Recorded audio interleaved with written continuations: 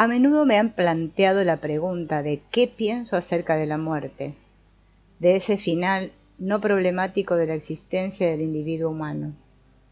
La muerte nos es conocida como el fin por antonomasia.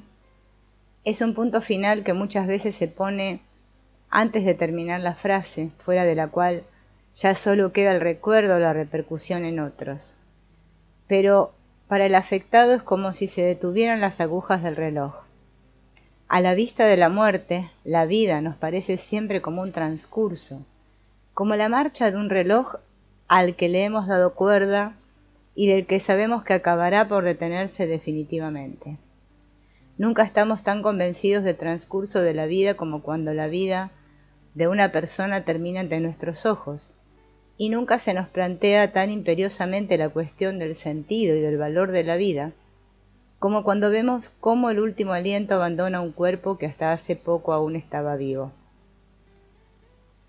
Qué distinto nos parece el sentido de la vida cuando vemos a un joven esforzarse por objetivos lejanos y por labrarse un futuro, que cuando un enfermo incurable o un anciano van perdiendo fuerzas y hundiéndose inexorablemente en la tumba. La juventud tiene objetivos, futuro, un sentido y un valor. El fallecimiento, en cambio, es solo una absurda interrupción. Si un joven tiene miedo al mundo, a la vida y al futuro, a todos les parece algo lamentable, insensato y neurótico, y a él le consideran un cobarde holgazán. Pero si una persona de cierta edad manifiesta su rechazo o incluso su miedo cerval ante la idea de que su esperanza de vida razonable ya es sólo de X años, nos sentimos directa y dolorosamente implicados y procuramos apartar la vista y cambiar de conversación. Aquí falla el optimismo con el que se juzga al joven. Es cierto que para todos los casos tenemos siempre a mano unas cuantas máximas que no dudamos en aplicar a otros a la menor ocasión, como por ejemplo, tarde o temprano todo el mundo ha de morir, o bien, no se vive eternamente, etc.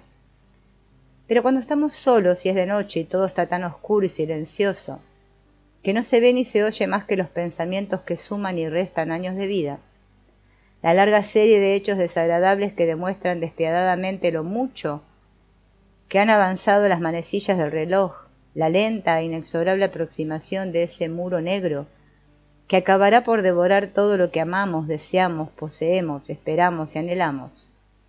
Todas las máximas desaparecen misteriosamente en algún lugar recóndito, y la angustia cae sobre el insomne como una manta que lo asfixia.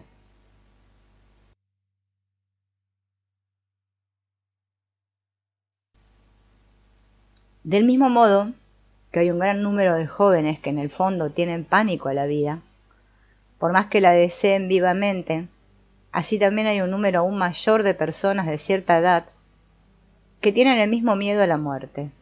Es más, sé por experiencia que son precisamente los jóvenes que temían a la vida los que después padecen en la misma medida el miedo a la muerte.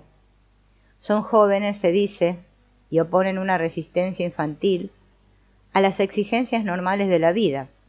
Son viejos, debería decirse también, y tienen igualmente miedo a las exigencias normales de la vida.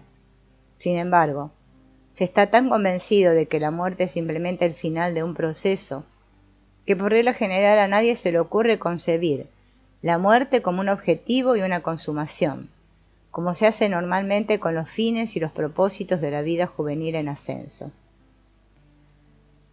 La vida es un proceso energético como cualquier otro, pero todo proceso energético es en principio irreversible y por lo tanto está claramente orientado a un objetivo y el objetivo es el estado de reposo.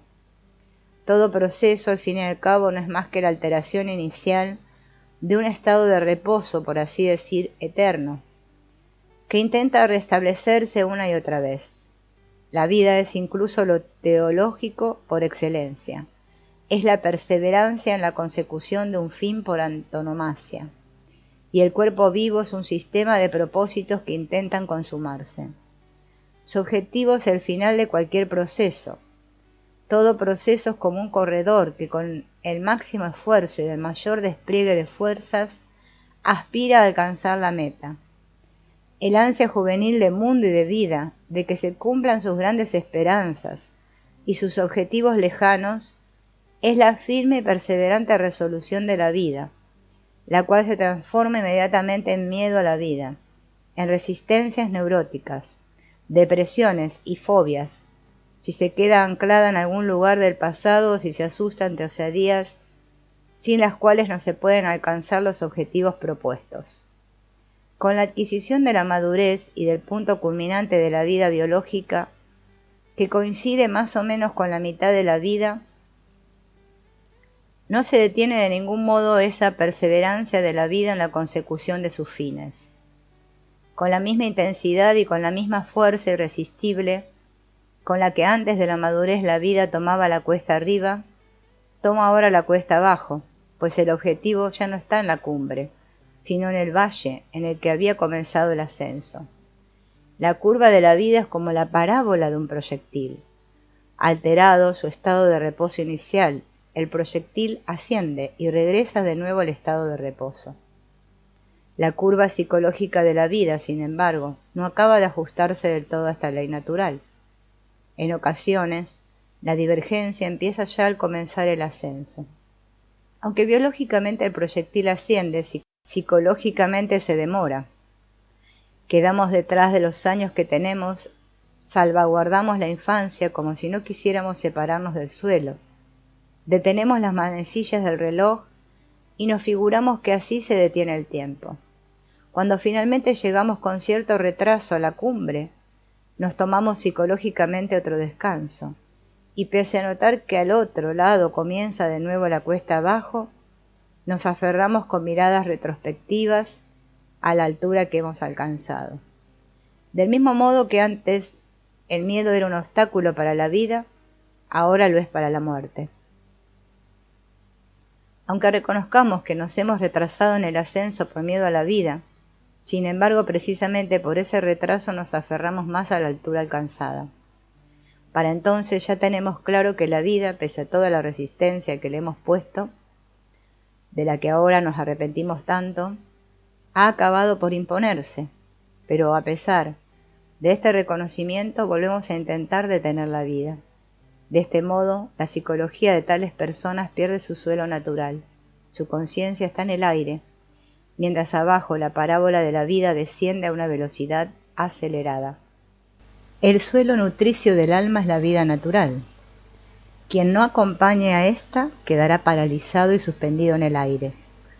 Por eso se anquilosan tantas personas al llegar a la edad madura, porque miran atrás y se aferran al pasado con un secreto temor a la muerte en el corazón. Se sustraen, por lo menos psicológicamente, al proceso de la vida, y por eso se detienen cual estatuas de sal de la memoria, que aún recordando con viveza su época juvenil, son incapaces de entablar una relación viva con el presente. A partir de la mitad de la vida solo permanece vivo aquel que quiere morir con la vida. Pues lo que sucede en la hora secreta de la mitad de la vida es la inversión de la parábola, el nacimiento de la muerte. La vida de esta segunda mitad no significa ascenso, despliegue, multiplicación ni exaltación de la vida, sino muerte, pues su objetivo es el final. No querer la altura que se ha alcanzado en la vida es lo mismo que no querer el final. Ambas cosas significan lo mismo, no querer vivir. No querer vivir significa lo mismo que no querer morir. Nacer y morir forman la misma curva. De esta verdad indudable, la conciencia, a ser posible, no participa. Por regla general nos aferramos al pasado y permanecemos anclados en la ilusión de la juventud. Ser viejo es sumamente impopular. No se tiene en cuenta que no sabe envejecer es igual de estúpido que el que no sabe dejar de ser un crío. Un hombre de 30 años que todavía es infantil es más bien digno de lástima, pero un setentón juvenil, ¿acaso no resulta encantador? Y sin embargo, los dos son algo antinatural, perversidades psicológicas. Un joven que no luche ni triunfe se pierde lo mejor de la juventud, y un viejo que no sepa escuchar el misterioso murmullo de los arroyos, que descienden desde las cumbres hasta los valles, es una momia absurda. El pasado petrificado, apartado de la vida, se repite maquinalmente a sí mismo hasta la más extrema vulgaridad. ¿Qué clase de cultura es esta que necesita semejantes fantasmas? Nuestra longevidad, estadísticamente relativa, es una conquista de la civilización. Los primitivos solo alcanzan una edad tan avanzada en casos excepcionales. Entre las tribus primitivas que visité en el África Oriental, vi a muy pocos hombres con el pelo blanco que tuvieran, según mis cálculos, más de 60 años. Sin embargo, eran realmente viejos y lo eran como si siempre lo hubieran sido. Hasta tal punto se habían adaptado a su edad. Eran exactamente lo que eran, en todos los aspectos. Nosotros, en cambio, solo somos más o menos lo que realmente somos. Es como si nuestra conciencia se hubiera deslizado y apartado un poco de su base natural, y ya no supiera muy bien qué hacer con el tiempo natural. Da la impresión de que padecemos de una conciencia arrogante que nos hace creer que la vida es una mera ilusión que se puede cambiar a capricho. Uno se pregunta de dónde sacará la conciencia su capacidad para ser antinatural y qué sentido tendrá esa arbitrariedad. Así como la trayectoria del proyectil termina en el objetivo, así también la vida termina en la muerte, que a su vez es el objetivo de toda vida. Incluso el ascenso y el punto culminante de esta son solo etapas encaminadas a alcanzar un fin, a saber, la muerte. Esta fórmula paradójica no es más que la conclusión lógica de la perseverancia y de la firme resolución de la vida en la consecución de sus fines. No creo que con ello esté pecando de utilizar un argumento silogístico. Al ascenso de la vida le concedemos un objetivo y un sentido.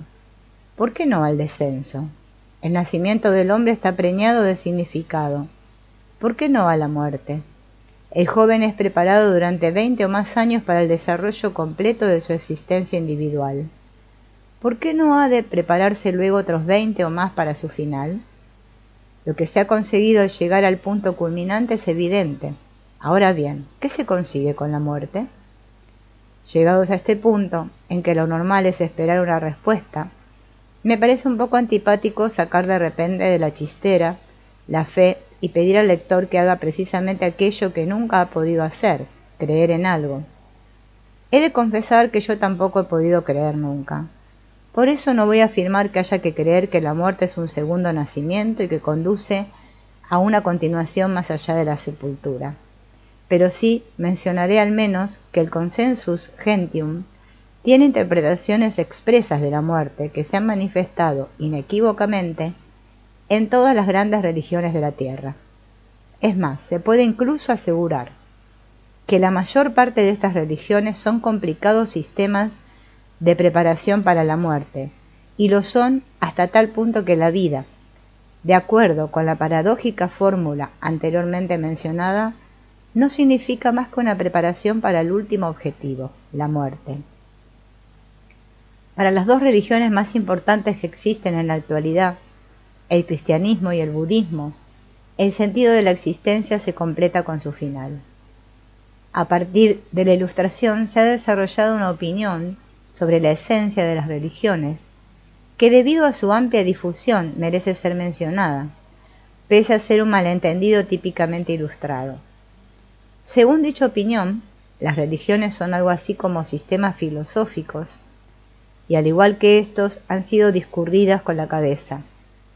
Alguien inventó una vez un dios y una serie de dogmas, y esta fantasía, que satisface todos los deseos, se la plantó a la humanidad delante de las narices. Frente a esta opinión, sin embargo, está el hecho psicológico de que los símbolos religiosos difícilmente pueden ser pensados con la cabeza. Ni siquiera provienen de la cabeza, sino de alguna otra parte, tal vez del corazón. En cualquier caso, de un estado psíquico profundo que se asemeja poco a la conciencia, que solo es siempre superficie. De ahí también que los símbolos religiosos tengan un marcado carácter de revelación, puesto que por regla general son productos espontáneos de la actividad anímica inconsciente. Son cualquier cosa menos inventados. A lo largo de los milenios han ido creciendo poco a poco, como las plantas, como revelaciones naturales del alma de la humanidad. Incluso hoy podemos observar todavía la aparición espontánea de símbolos religiosos auténticos y legítimos, que nacen de lo inconsciente en individuos aislados, como flores de una extraña especie, ante las que la conciencia se queda perpleja, sin saber muy bien qué hacer con este nacimiento. No ofrece demasiadas dificultades deducir que estos símbolos individuales proceden, en cuanto a la forma y al contenido, del mismo espíritu, o lo que sea, inconsciente, que las grandes religiones de la humanidad. En cualquier caso, la experiencia demuestra que las religiones no tienen su origen en la invención consciente, sino en la vida natural del alma inconsciente, más o menos adecuadamente reflejada en ellas.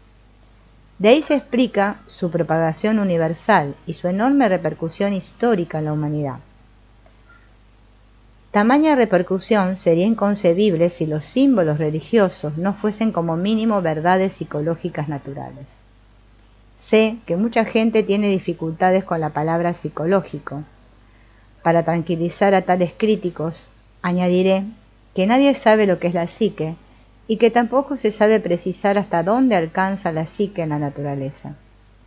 Así pues, una verdad psicológica es una cosa tan buena y decente como una verdad física que se limita a la materia como aquella a la psique. El consensus gentium, que se manifiesta en las religiones, simpatiza, como hemos visto, con mi fórmula paradójica.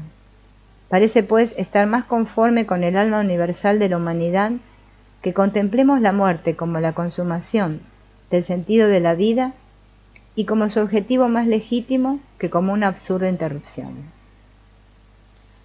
De este modo, quien sostenga una opinión ilustrada en este aspecto se aísla psicológicamente y se enfrenta a su propia esencia humana universal.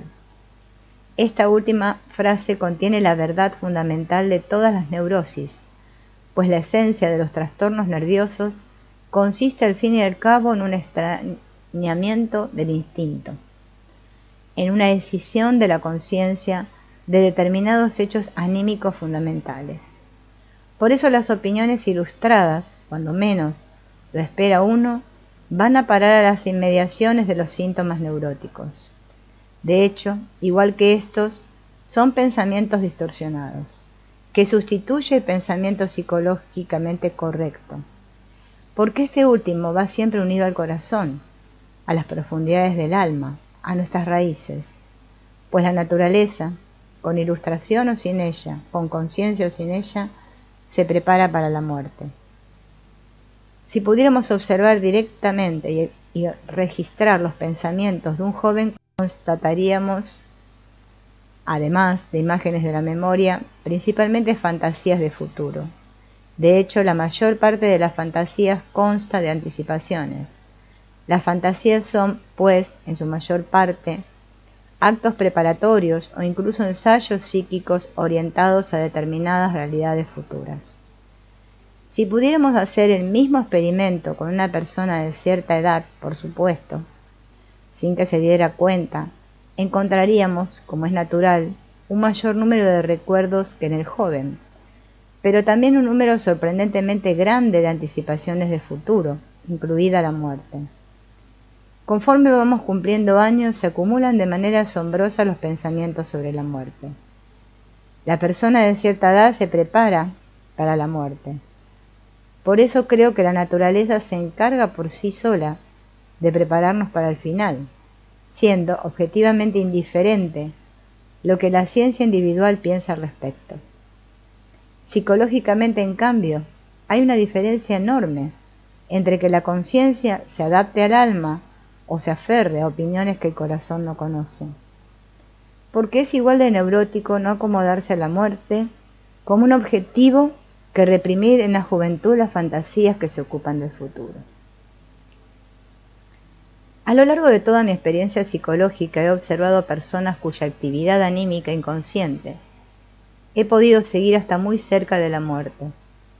Por regla general, el final próximo se manifestaba mediante símbolos con los que también se insinúan en la vida normal los cambios de estado psicológico, a saber, símbolos de renacimiento, como los traslados de lugar, los viajes y similares. Las alusiones a la muerte próxima las he podido seguir varias veces en series de sueños, de más de un año de duración, incluso en casos en los que la situación externa no daba cabida a tal pensamiento. La muerte comenzaba pues mucho antes de que se produjera el fallecimiento real. Por lo demás, esto también se manifiesta con cierta frecuencia en un peculiar cambio de carácter que puede preceder a la muerte en bastante tiempo. Por lo general me quedé asombrado de los pocos aspavientos que hace el alma inconsciente ante la muerte. Según eso, la muerte sería algo relativamente sin interés, o bien nuestra alma no se preocupa de lo que le pueda sobrevenir fortuitamente al individuo. Mucho más parece, sin embargo, interesarse lo inconsciente por cómo se muere uno, es decir, por si la actitud de la conciencia se adapta o no al hecho de morirse. Así, por ejemplo, una vez traté a una mujer de 62 años. Se conservaba bien y era medianamente inteligente. No era pues por sus facultades por lo que no entendía sus sueños, sino porque no quería entenderlos. Sus sueños estaban clarísimos, pero eran muy desagradables. Se le había metido en la cabeza que era una madre ejemplar para sus hijos, pero los hijos no compartían ni mucho menos esta opinión. Y también los sueños parecían sostener una opinión muy diferente. Después de varias semanas de esfuerzo infructuoso, me vi obligado a interrumpir el tratamiento porque me llamaron a filas. Era durante la guerra. Entretanto, la paciente enfermó de una enfermedad incurable que al cabo de unos meses la llevó a un estado de agonía que en cualquier momento podía suponer el final. La mayor parte del tiempo se hallaba en un estado como de delirio o de sonambulismo. Bajo estas condiciones mentales tan particulares, ella misma retomó espontáneamente el trabajo analítico interrumpido. Habló otra vez de sus sueños y se reconoció a sí misma todo lo que antes me había negado a mí con la mayor terquedad, a lo que aún añadió mucho más. Este trabajo autoanalítico la llevó varias horas al día durante unas 6 semanas, al final de las cuales logró tranquilizarse tanto como un paciente después de un tratamiento normal. Después murió. De esta y de una serie de experiencias similares tengo que deducir que a nuestra alma la muerte del individuo no le es al menos indiferente. La necesidad imperiosa de poner en orden todo lo que estaba alterado, que tan a menudo puede observarse entre los moribundos, apunta en la misma dirección. ¿Cómo deberían interpretarse estas experiencias? Es un problema que rebasa las competencias de una ciencia empírica y también nuestras posibilidades intelectuales, ya que para sacar alguna conclusión al respecto hace falta forzosamente la experiencia de la muerte. Este acontecimiento, sin embargo, coloca por desgracia al observador en una situación que le imposibilita para la comunicación objetiva de su experiencia y de las conclusiones derivadas de ella. La conciencia se mueve dentro de unos límites estrechos, pues abarca un breve período de tiempo que va del principio al final, al que además hay que restar aproximadamente un tercio, correspondiente al sueño periódico. La vida del cuerpo dura algo más, comienza siempre antes y muy a menudo acaba después de la conciencia. Principio y final son aspectos inevitables de todo proceso. No obstante, si se observa más detenidamente, resulta increíblemente difícil precisar dónde empieza y dónde termina algo, pues los acontecimientos y los procesos, los principios y los finales, forman en rigor un continuum indivisible. Dividimos los procesos con el fin de diferenciarlos y conocerlos, aunque en el fondo sabemos que toda división es arbitraria y convencional. Con ello no interferimos en el continuum del proceso universal, porque principio y final son ante todo necesidades de nuestro proceso de conocimiento consciente. Podemos afirmar con bastante certeza cuándo para nosotros una conciencia individual ha tocado a su fin, pero con ello se interrumpen también la continuidad del proceso psíquico, y este sigue siendo incierto, pues la vinculación de la psique con el cerebro es hoy mucho menos segura que hace 50 años. Antes tiene que digerir la psicología ciertos hechos parapsíquicos que todavía ni siquiera ha abordado. Porque a la psique inconsciente parecen corresponderle unos atributos que arrojan una luz muy interesante sobre su relación con el espacio y el tiempo.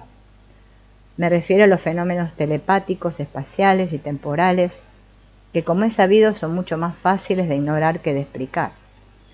Hasta ahora la ciencia, salvo con algunas honrosas excepciones, ha seguido el camino más cómodo. Sin embargo, he de confesar que a mí las denominadas capacidades telepáticas de la psique me han dado muchos quebraderos de cabeza, porque la palabra telepatía, tan de moda, apenas explica nada. La limitación espacio-temporal de la conciencia es un hecho tan aplastante que cualquier ruptura de esta verdad fundamental es realmente un acontecimiento de la máxima importancia teórica, pues con ello quedaría demostrado que la limitación del espacio y del tiempo es una definición revocable. La condición revocadora sería la psique, a la que entonces la espacio-temporalidad le sería inherente, a lo sumo, como atributo relativo, es decir, condicionado. Pero si se diera el caso, la psique podría también franquear la barrera de la espacio-temporalidad, y lo haría forzosamente debido a un atributo que le es esencial, la aespacialidad y la atemporalidad relativas. Esta posibilidad, a mi modo de ver muy presumible, es de una trascendencia tan enorme que requeriría el máximo esfuerzo por parte de la mente investigadora. Nuestro actual desarrollo de la conciencia, sin embargo, está tan atrasado que en general falta material científico y teórico como para analizar suficientemente los hechos de la telepatía y su significado para la naturaleza de la psique. Me he referido a este grupo de fenómenos simplemente para insinuar que la vinculación de la psique con el cerebro, es decir, su limitación espacio-temporal, no es algo tan evidente e irrefutable como cabía suponer hasta ahora. Quien disponga de algunos conocimientos de la documentación parapsicológica existente suficientemente acreditada, sabrá que especialmente los denominados fenómenos parapsíquicos son hechos indudables. Un examen crítico objetivo de las observaciones existentes ha de hacer constar que hay percepciones que tienen lugar, en parte, como si no existiera el espacio y en parte como si no existiera el tiempo.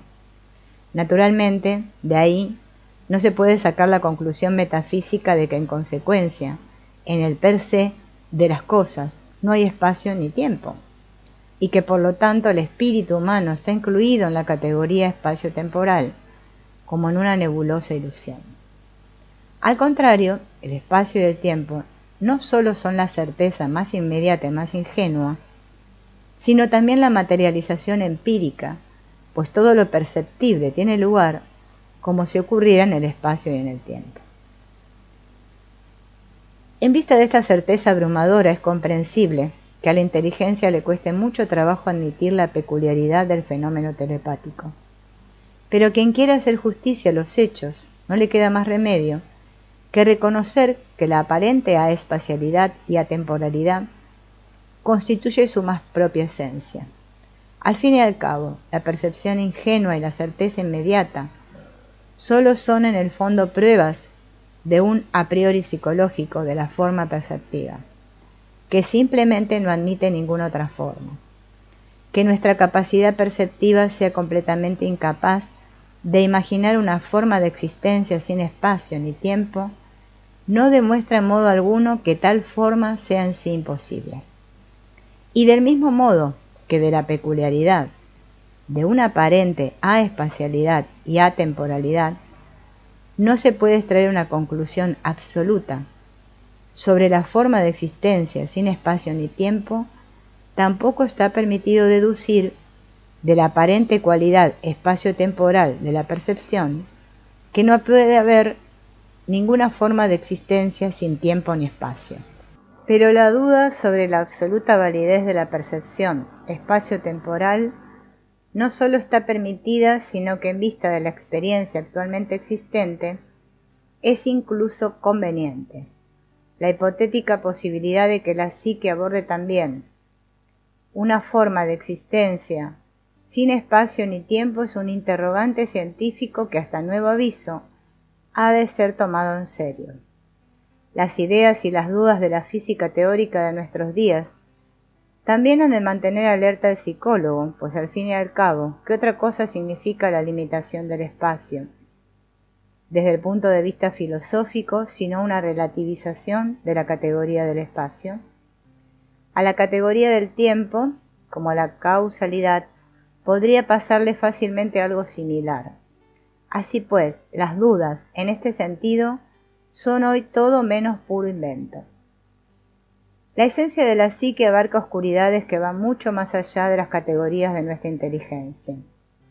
El alma contiene tantos enigmas como el mundo sistemas galácticos, de cuya visión sublime solo un espíritu sin imaginación puede quedar insatisfecho. Dada esta extrema inseguridad de la aprehensión humana, la afectación ilustrada no solo es ridícula, sino que carece tristemente de espíritu. Así pues, si alguien, por una necesidad de lo más íntimo de su ánimo, por una concordancia con las más antiguas sabidurías de la humanidad o por el hecho psicológico de la existencia de percepciones telepáticas, sacará la conclusión de que la psique participa profundamente de una forma de existencia sin espacio ni tiempo y que por ende pertenece a lo que se designa insuficiente y simbólicamente como eternidad. La inteligencia crítica no podría contraponerle ningún otro argumento que el non licet científico. Aparte de eso, tendría la ventaja nada desdeñable de coincidir con un penchat del alma humana universalmente propagado desde tiempos inmemoriales.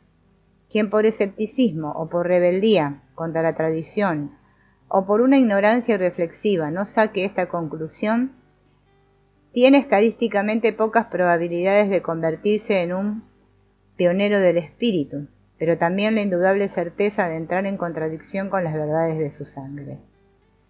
Si estas son, en última instancia, verdades absolutas o no, es algo que nunca podremos comprobar. Basta con que existan, como Pechant, para que sepamos sobradamente lo que significa entrar en conflicto con estas verdades. Significa lo mismo que pasar conscientemente por alto los instintos, es decir, desarraigo, desorientación, sinsentido o como se quiera llamar a todos estos síntomas de inferioridad. Se trata de uno de los errores sociológicos y psicológicos más funestos y frecuentes de esta época, en la que a menudo se cree que a partir de un momento dado puede surgir algo completamente distinto, como que, por ejemplo, el hombre cambie por completo o que se encuentre una fórmula o una verdad que suponga un inicio radicalmente nuevo. Hasta ahora siempre ha sido un milagro que algo haya cambiado de manera esencial o incluso mejorado. Apartarse de las verdades de la sangre provoca desasosiego neurótico, algo de lo que hoy ya se tiene más que suficiente. El desasosiego genera sinsentido, y el sinsentido de la vida es un padecimiento anímico cuyo alcance y cuya trascendencia aún no ha comprendido nuestra época.